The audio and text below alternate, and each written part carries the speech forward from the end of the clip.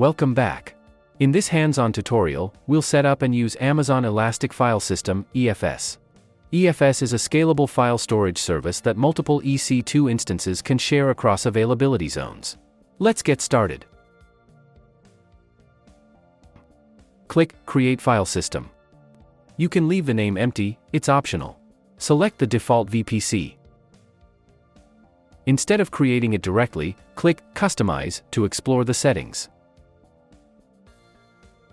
You can choose Regional, which provides high availability across multiple AZs, recommended for production, or One Zone, which provides lower cost but limited to one AZ. As you can notice, this is a risky option for production, as if the single AZ goes down, then your data will not be available for access. That being said, this option is better for dev and test only. We'll select Regional for this demo. Keep automatic backups enabled.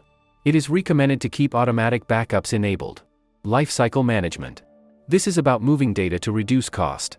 Move files to infrequent access if not touched in 30 days. There are other options as well that you can select. Move files to archive 90 days since last access. This option will save more in cost.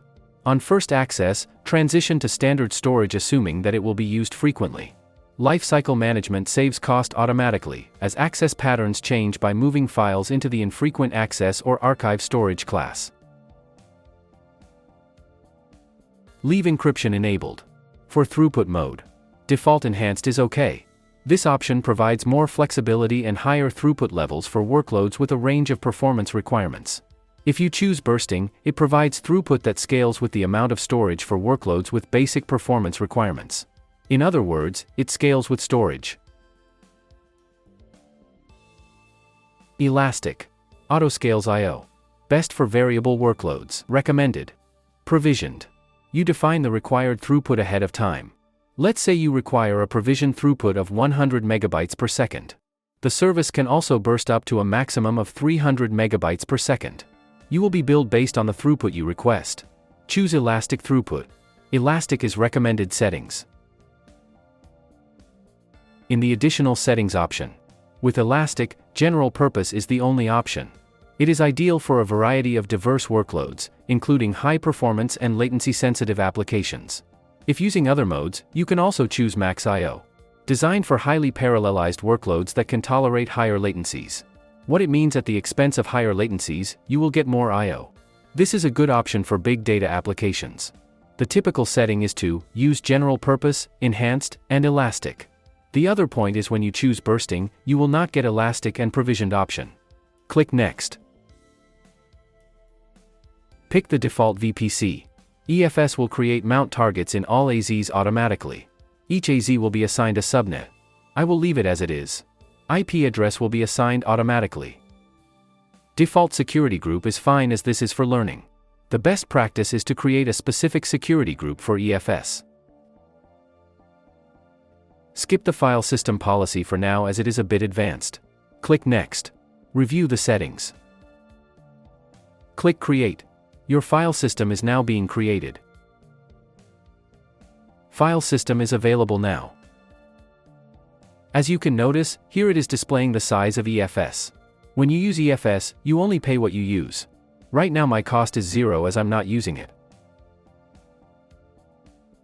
Now, let's mount this EFS to EC2 instances.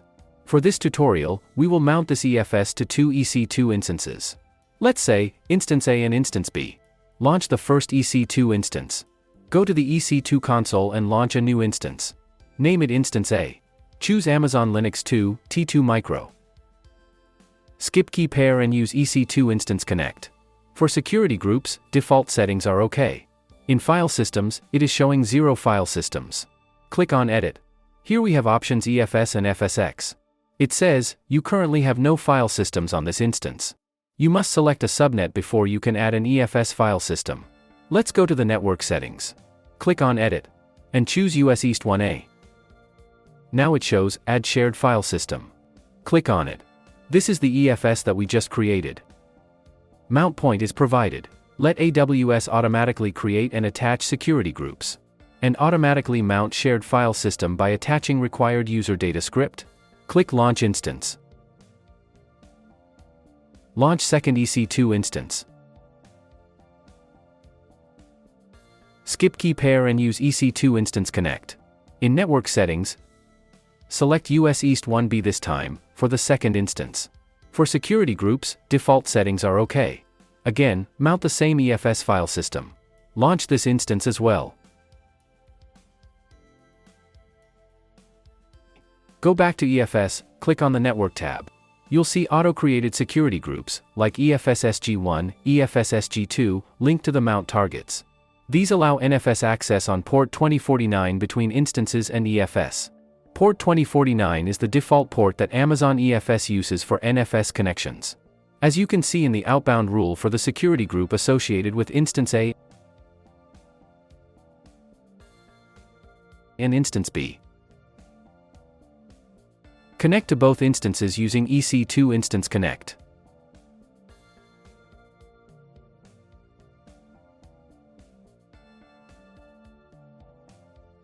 On instance A, create a simple text file.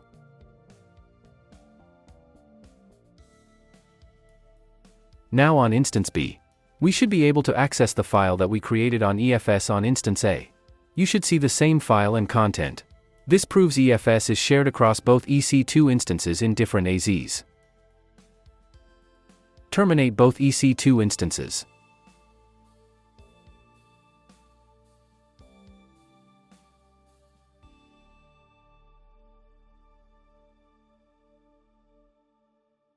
Go to the EFS console, delete the file system.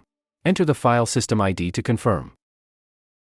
Finally, delete any security groups created during this tutorial. You created an Amazon EFS file system, mounted it to EC2 instances, and shared data across AZs. This is ideal for workloads that need shared, scalable storage.